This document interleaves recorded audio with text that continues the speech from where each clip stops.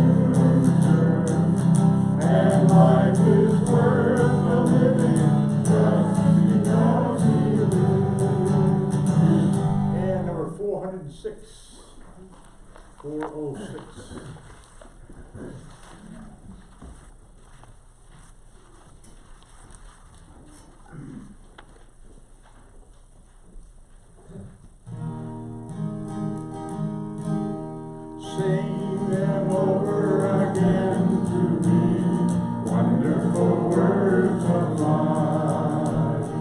Let me more of their beauty see, wonderful words of life. Words of life and beauty, teach me faith and duty. Beautiful words, wonderful words, wonderful words of life. Beautiful words, wonderful words, wonderful words of life. Christ thou blessed like this to all, wonderful words of life. Sinners to the loving call, wonderful words of life. All so freely given, moving us to heaven. Beautiful words, wonderful words, wonderful words of life. Beautiful words, wonderful words, wonderful words of life. And number 436.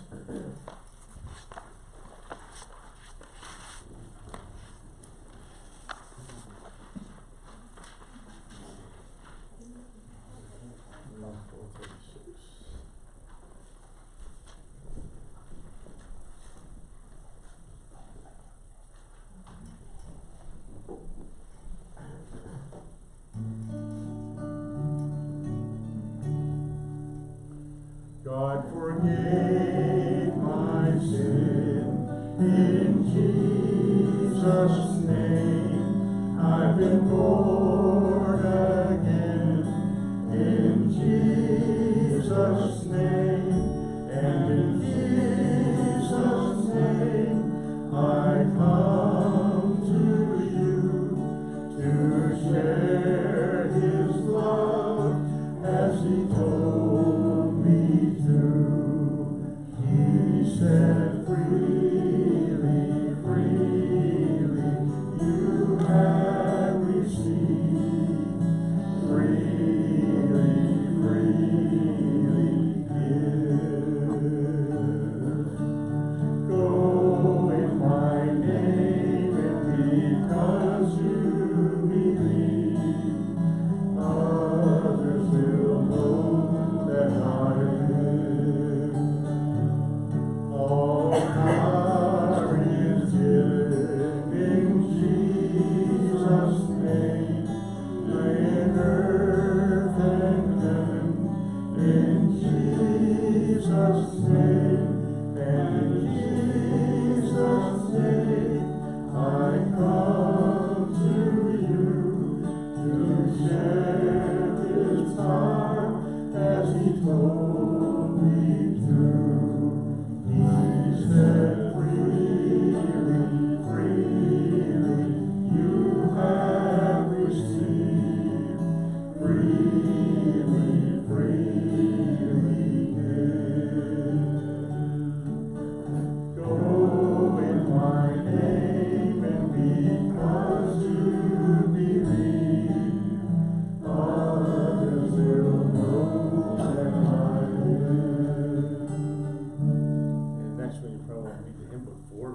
5:13 is the new book.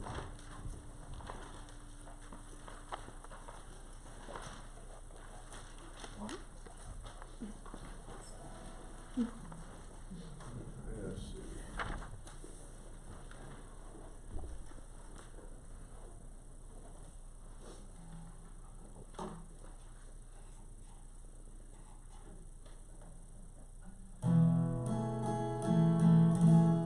Thank you, Lord, for saving my soul.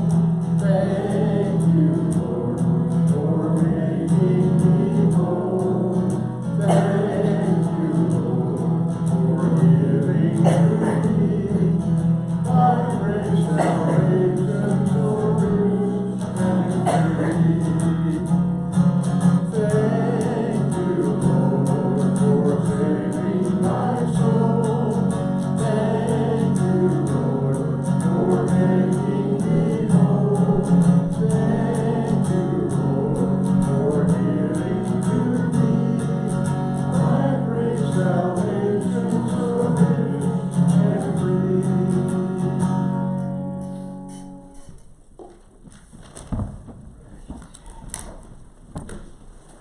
Waiting in the wings.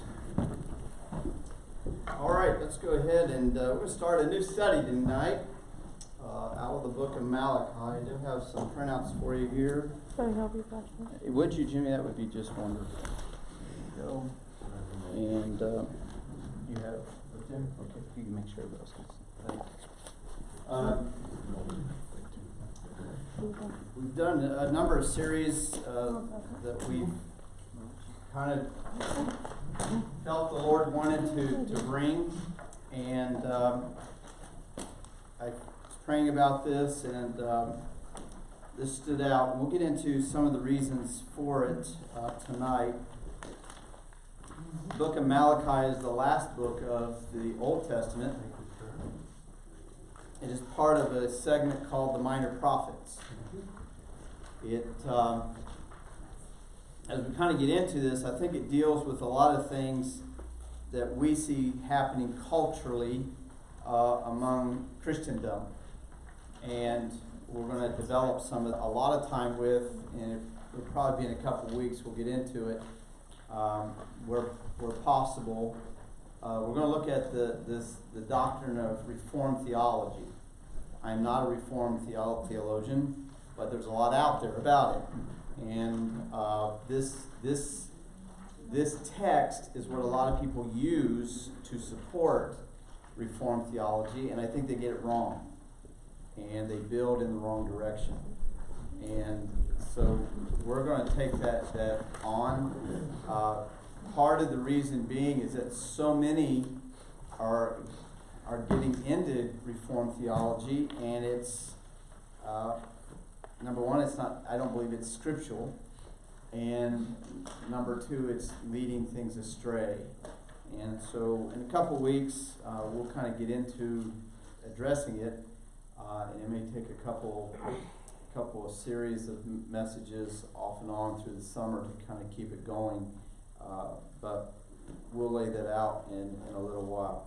So let's get started here with our study. Malachi, worshiping the God who is. Worshiping the God who is. Malachi 1:1 starts this way: the burden of the word of the Lord to Israel by Malachi. And you'll notice that I started off, worship can be a burden. Worship can be a burden. How about I ask, maybe you can tell me, what is worship? You've heard me use a definition off and on, but I think there's some confusion out there about worship, so I've already kind of given you a heads up. I'm going in one direction. Most people go another direction. What is worship? What would you define as worship? Glorifying God. Glorifying God. I think that's really good. Glorifying God. Okay, how about something else? Anybody else? A lot of people use the idea of praise as a form of worship. And I think when we finally get into this word a little bit, praise can be worship, but more can be worship which glorifies God. Okay? And that's where I want to kind of when we talk about worship, it's not just what we do on a Sunday morning for about an half hour, 45 minutes. It's not what we do in a time of singing on a Wednesday night Bible study. Worship is much bigger than that. And I want us to kind of look at that as we begin to go through the book of Malachi. I think Malachi may be better than any other minor prophet or maybe any other book in the Bible really addresses the topic and the direction I'd like to see us go in the study. So worship can be a burden, and we're going to look at the burden of Malachi. He says, the burden of the word of the Lord to Israel by Malachi. I have loved you, saith the Lord, yet ye say, wherein hast thou loved us? Was not Esau Jacob's brother, saith the Lord? Yet I loved Jacob, and I hated Esau. So here's that text I was talking about that many reformists go into, Reformed theology.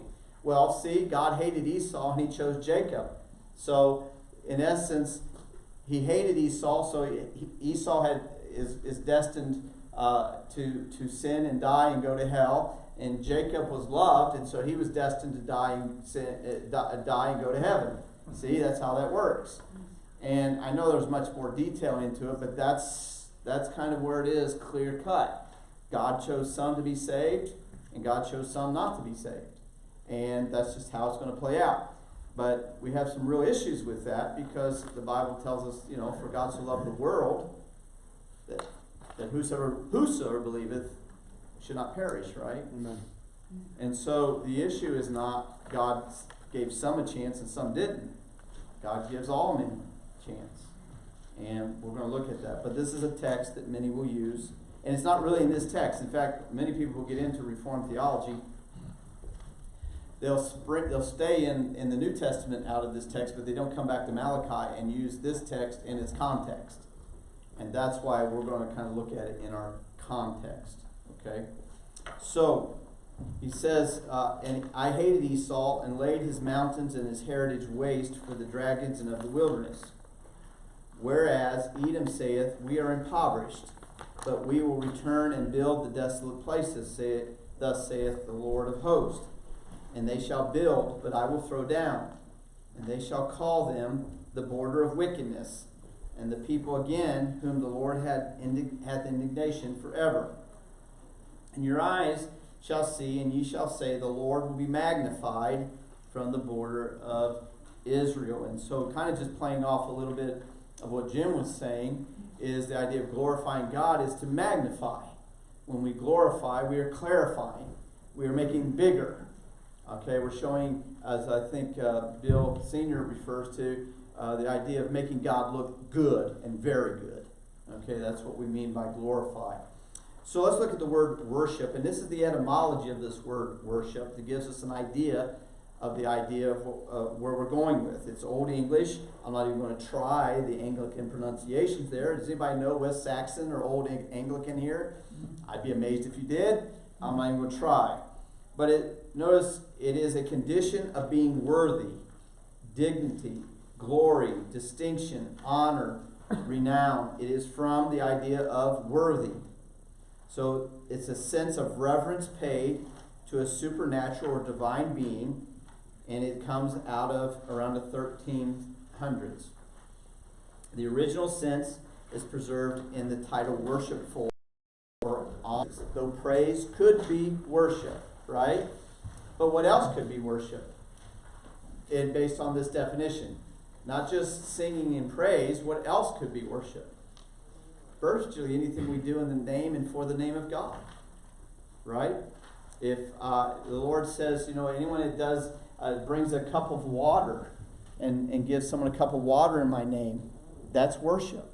Someone who takes off a cloak, a coat, and helps someone who is not properly clothed in the name of the Lord is worship.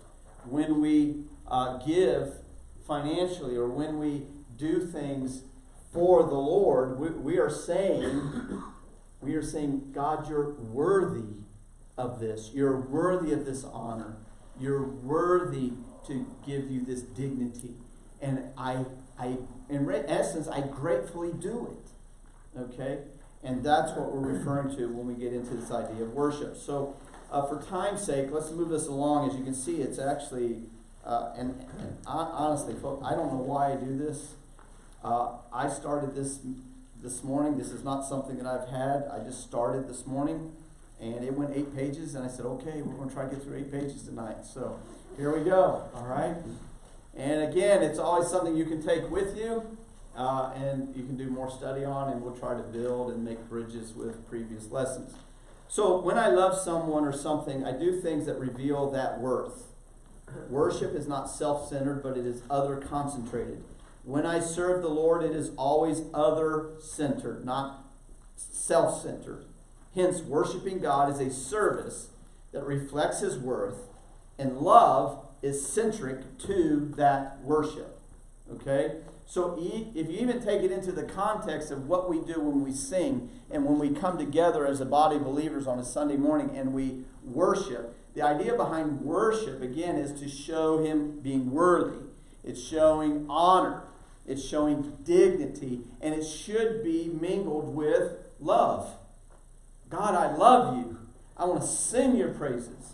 God, I love you. I want to play good music. God, I love you. I want to be on time for service and join in with the congregation and do those sort of things, right? That's the kind of idea. And I get people don't always make it for whatever reason. I understand those things. But when I think something is worthy, I do something special for that person, right? I want to make sure that what's important to them is something that's important to me. And I do it, right? And so this is the idea. So there's just a simple breakdown here of the writing of Malachi. You kind of see the layout. Briefly, this was put together by Charles Swindoll, and I took it for this purpose here this evening. And so when we kind of get down to the idea of the burden, when we talk about the burden of Malachi, I want you to understand that God put something on him. It was a burden. Now, he could have said, no way, God. But in his worship, he said, God, I'll do it because you're worthy. I will take that burden and I will do it because you are worthy. All right? So let's look at the word burden. A burden specifically a tribute, and it has the idea of doom.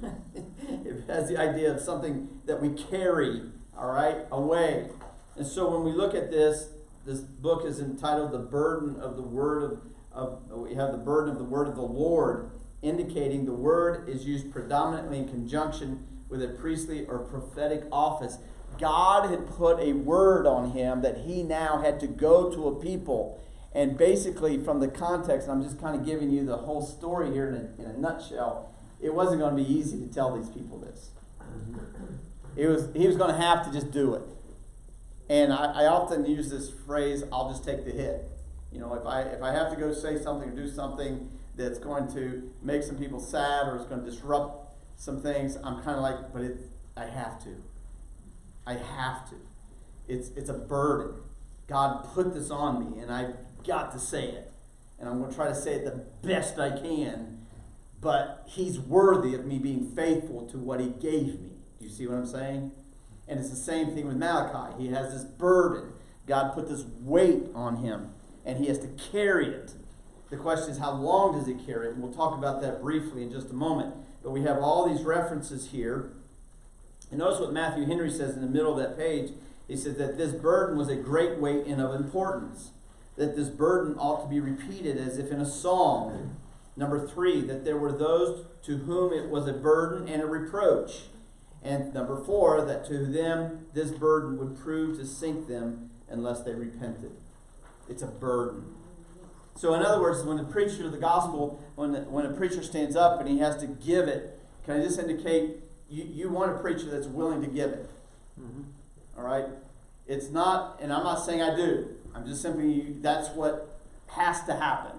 Because he says here that it's a great weight.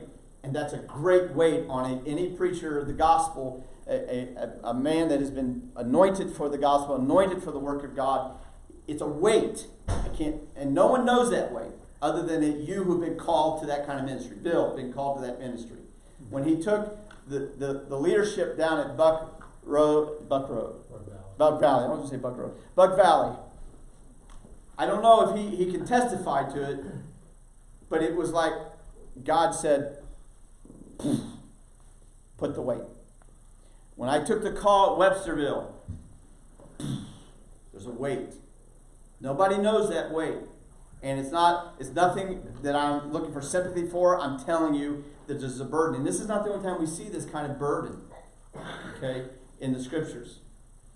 The burden that Malachi transmits affects the messenger as well as the receiver. Malachi's burden is according to God's righteous will, while the people of Israel's burden while the people of Israel's burden as a result is due to their unrighteousness. Both suffer because of the result of the sin that exists. One innocently and the other appropriately. So Malachi is a contemporary of Nehemiah, so some of the same things Malachi is going to deal with is the same things that we saw with Nehemiah in a study that we did a while back. There was corrupt priesthood, neglect of the tithes and offerings. There was intermarriage with pagan wives. So the idea here is that you have a culture that's corrupt, and it has corrupted the children of God. And the blame, and here's the contrast between Malachi and what he's about to say, the blame is on the religious leaders. Okay? It's not a message. Malachi will address the people, but he's going to address the priest for allowing this to happen. For allowing there to be an unworthy approach to God. And he's going to kind of scale on them. I mean, I love the wording. I love how he does it. I can really relate to it. But I assure you that this is the responsibility of Malachi to do this. And he has to call out people, not people specifically, but spiritual leaders specifically that are not doing what they're supposed to do. And so he goes at it. And we see these things. So Malachi's burden comes almost 100 years after the prophets Zechariah and Haggai prophesy concerning the temple and the restoration of Zerubbabel's temple. So I'm on to the next page, and we're just kind of going to move along as quickly as possible. So it starts at the top where it says, probably written in connection with a drought or infestation. The agony of famine may have been enhanced by the military presence of a Persian army repelling Egyptian attacks, which is a historical account at this time, and the influence of a strong-handed Persian government. I've got a feeling I may have plagiarized that, so I'm just confessing that right now. I don't usually write that way, but I don't know where I got the source, so I'm going to just tell you. If you just kind of want to take that and type it into Google search, it'll probably tell you who I got it from. But I don't know who I got that from. But it's just not the way I write, and I think you know that too. So I read that this morning, and I said, that came from another study I had, and I brought it in, and I said, man, I don't know where I got that. So there it is. I'm telling you up front. But notice Malachi 2:1, and he says, and now, O ye priests, this commandment is for you. If you will not hear, and if you will not lay it to heart, to give glory unto my name, saith the Lord of hosts, I will even send a curse upon you. Who's the you? The priests. I often tell people two things about being in ministry. Number one, there are going to be people who say things to the minister to try to get them to conform to a certain thought or process, and the minister has to eventually just learn to be faithful to who he serves as a servant of the Lord. He just has to. Okay? Because there's always going to be those kind of pressures that are coming. But I always tell people, if you don't like what I'm doing, here I assure you this. God knows how to ring my bell. God knows how to get me to conform. And if I don't conform, he knows how to remove me from the ministry altogether. Okay? And that is a humble position to be before God and the calling that he puts upon the preacher of the gospel, but that is a fact. God has to be my protector, but he also has to be my revealer. He has to be the one that gives me the burden, but he's also the one that will correct me. And if I don't do it according to him, he will remove me completely out of the ministry and move on, because it's not about me. It's about his church. And he will always, always protect his church. Okay? And so he says, O ye priests, he goes on, he says, I will curse upon you, and I will curse your blessings. Yea, I have cursed them already, because you do not lay it to heart. I have a lot of people in ministry that do not lay it to heart. This bacteria of discouragement breeds the disease of compromise. It is a rare person who doesn't get discouraged, whether it happens to us or to an associate. We're trying to cheer up. The answer centers around one word: perseverance. The idea of perseverance. And so I have underlined some things here about that. The prescription for the disease, the bacteria of discouragement, and then the disease of compromise means perseverance. Dr. God has his assistant Malachi write out the script. But perseverance lies in hope, and that hope is in the exercise of faith.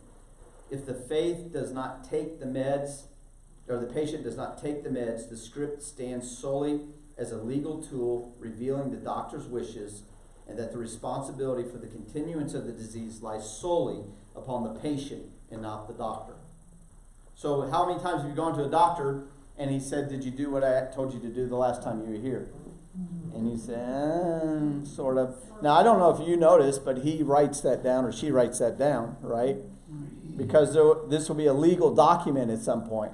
You know, I remember when I fractured my neck, and they wanted me in this thing for 12 weeks. Well, there's just no practical way. I'm telling you, just no way. And so around week 8, I was like, I'm done. I've got to go to work. I've got to drive. I've got to do this. So I'd take it off, you know, when I was driving, put it back on when I was working, and kind of get through. So I go see the doctor around week 10.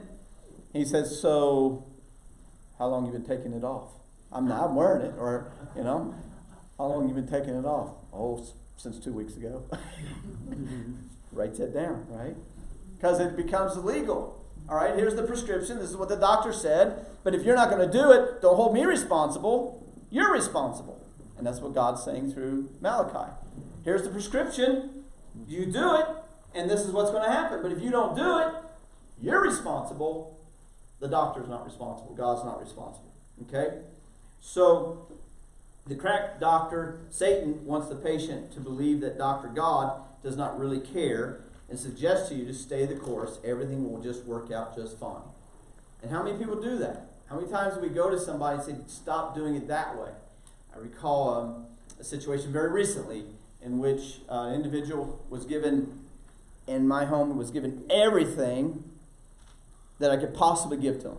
They were a visitor in the home, but all they had to do was comply with certain rules. And they chose not to. And it's not that they chose not to. This particular individual chose more than everything else in the room, everything else that was in that house. All the food, all the comforts, all the camaraderie and love, chose a video game. Now take that in perspective with Esau, who sold his birthright for a bowl of porridge. Do you see what I'm saying by that?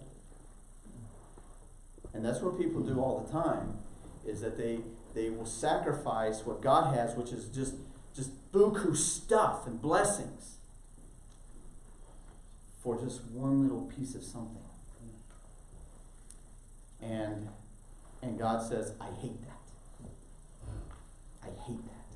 Because that shows you do not find what I've done worthy, you do not find me worthy, and you're just using it and wasting it.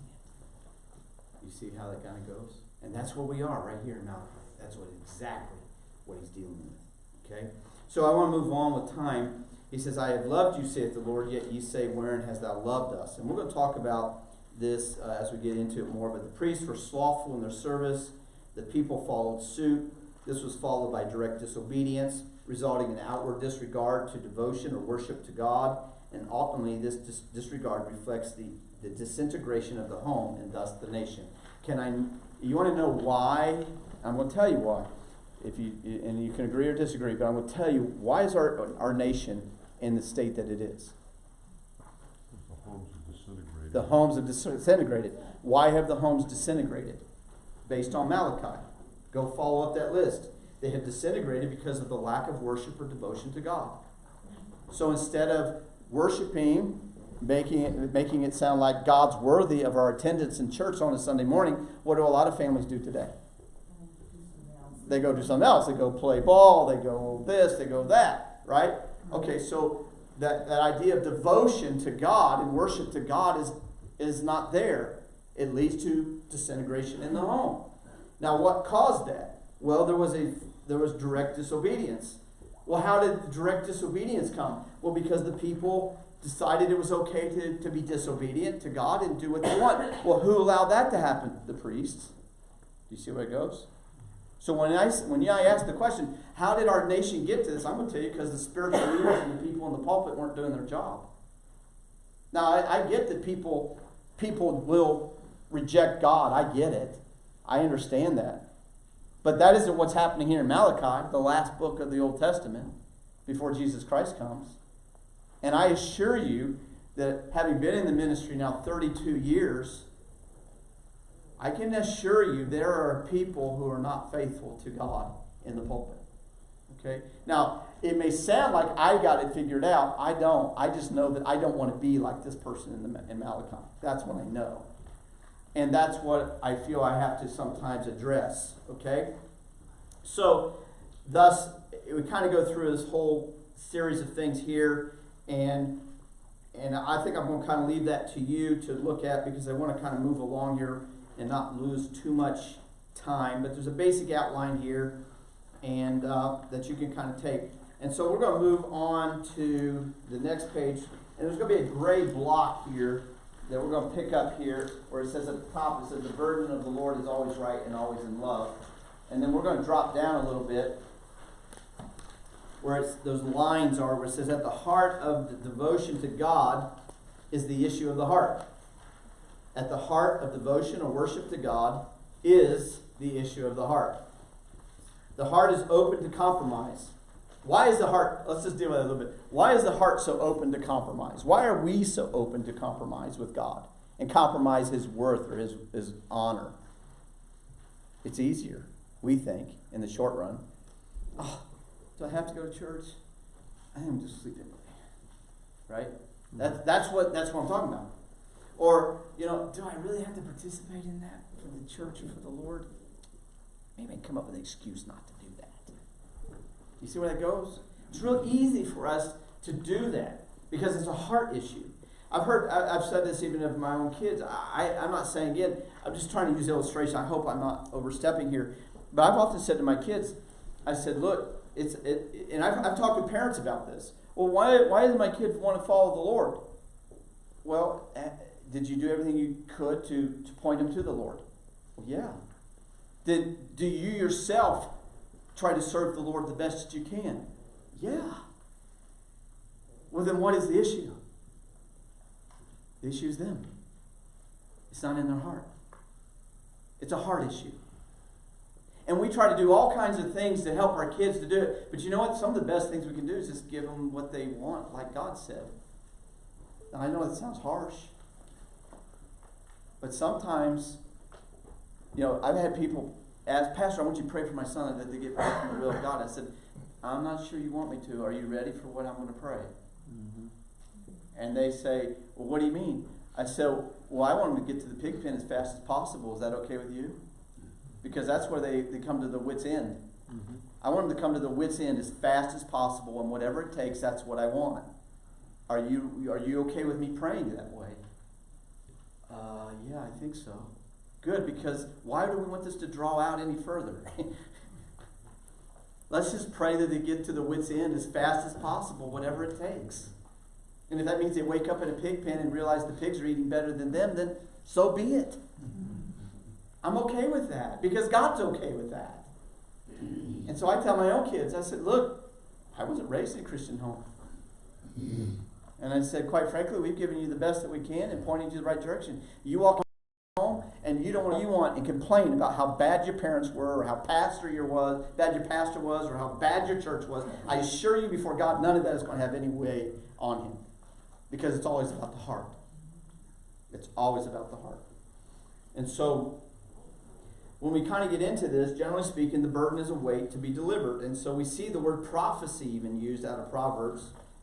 Notice the prophecy that the mother taught him. That was a burden. How many of you had a mother that puts a burden on you? Oh, yeah. Yeah, Nancy, you do that. I'm sure you do. Yeah, okay. We'll talk to Gary later. All right. So, the burden which Habakkuk the prophet did see. Okay, Habakkuk chapter 1. Zechariah, the burden of the word of the Lord in the land of Hadrach. And again in Zechariah chapter 12, the burden of the word of the Lord for Israel. It's a burden. Malachi has this burden from the Lord. And I'm going to suggest to you there's evidence that you can know when that burden's over. How do you know that you fulfill God's will, Malachi? Well, I can't say anything, but I do have this little idea from Paul. Notice in 2 Timothy chapter 4 at the bottom there, Paul says, "But watch thou in all things, endure afflictions, do the work of an evangelist, make proof of thy ministry." He's telling Timothy, look, I want you to do these things. Make proof, make full proof that God has called you to the ministry. Do it with all your might, Timothy. Then notice what he says. "For I am now ready to be offered, and the time of my departure is at hand." Paul, how do you know you're ready to be offered? "Well, I have fought a good fight, and I have finished my course." How do you know you finished your course? "I have kept the faith." How does he know? The burden's not there anymore. Can I suggest to you that's how he knows? God's not giving me any more burden to preach to anybody else. I'm done. I'll be honest with you. I'm not trying to scare anybody. You might wish this would happen. I don't know. I'm just saying there are days where I sit here and think, I don't know if I can go another day. God, please. There have been days I think I've prayed and said, God, I'd rather die today. Now, I don't see that. That sounds like I'm saying it in a general jest way, but I'm getting to the point. There are days when I really don't feel like going another day. I'm really honest with you. But what stimulates it? How do I know I have to take another day? The burden of the Lord. The burden of the Lord. It hasn't gone away. So I wake up the next day and I say, okay, we're going to take another run. And I wake up the next day, we're going to take another run. And we keep going. Before long, you've taken quite a few runs and you've gone quite a few days and quite a few years. That's how you know the burden's not there. Or how you know how Paul knew the burden wasn't there. He didn't have that anymore. He woke up and said, I'm done. Timothy, I'm handing it off to you, man. Make full proof of that ministry because I'm heading out. And so the apostle encouraged his apprentice to endure even to the end. So let's just talk a little bit about this dialogue that takes place right at the beginning of Malachi. In the introduction, there's a dialogue that is worthy of attention. Note, God says, I have loved you, saith the Lord. Israel responds back, yet you say, wherein hast thou loved us? So God says, I love you. Israel says, well, where have you loved us? That's an interesting dialogue. God says, was not Esau Jacob's brother? Saith the Lord. Yet I love Jacob, and I've hated Esau, and laid his mountains and his heritage waste for the dragons and of the wilderness. So Israel's question reflects a doubt in the goodness and love of God. How many of us, when we doubt the goodness and love of somebody, we treat them dishonorably? How about domestic violence issues? We don't value the spouse. We see no goodness or love, no goodness there, so why treat them with anything but any honor? Or we treat others that way, right? And so he responds this way, and he goes on.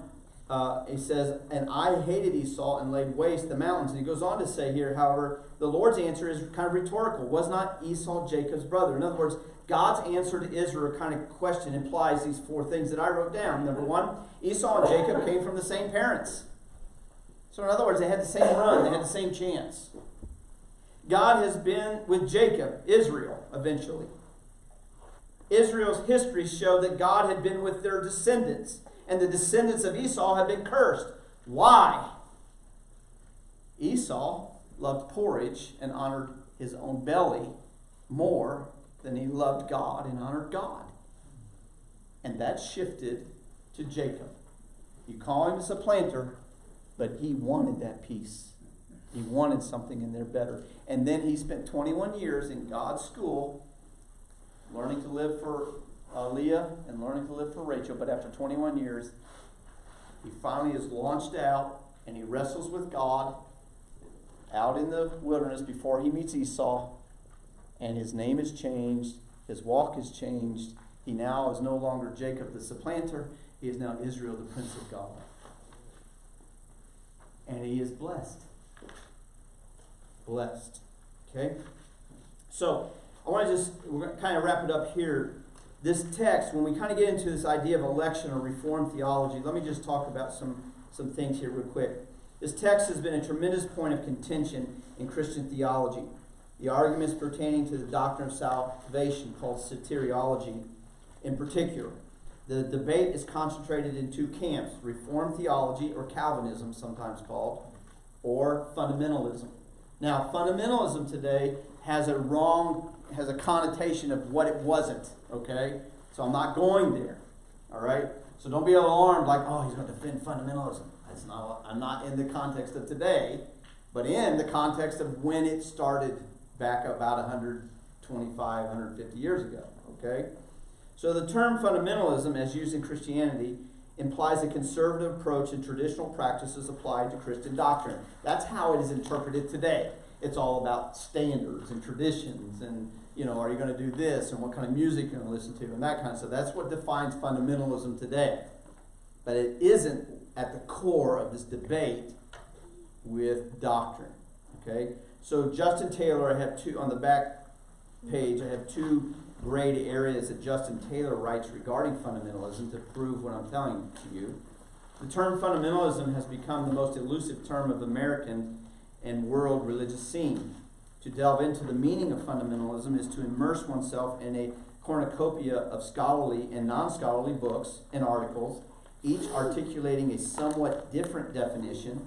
And today the label fundamentalist is not only applied to old-fashioned Bible-believing, Bible-thumping, anti-modernist Protestants, but is also conservative Muslims, Jews, Catholics, Buddhists, and Sikhs. Even the Protestant circles, the debate over who is a fundamentalist and who is not continues to rage. However, fundamentalism rose out of an academic and modernistic approach to biblical doctrines of soteriology, ecclesiology, eschatology, and Christology. Okay?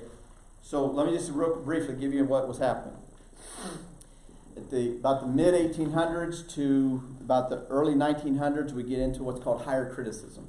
We have people going off to Bible college, they're becoming academic, and now it's creating all kinds of questions and doubts about the Word of God. German philosophers and theologians like Nietzsche and Bayard are creating these huge questions about doctrine and what you can believe. There's actually a huge study that suggests that Matthew the Gospel of Matthew is not even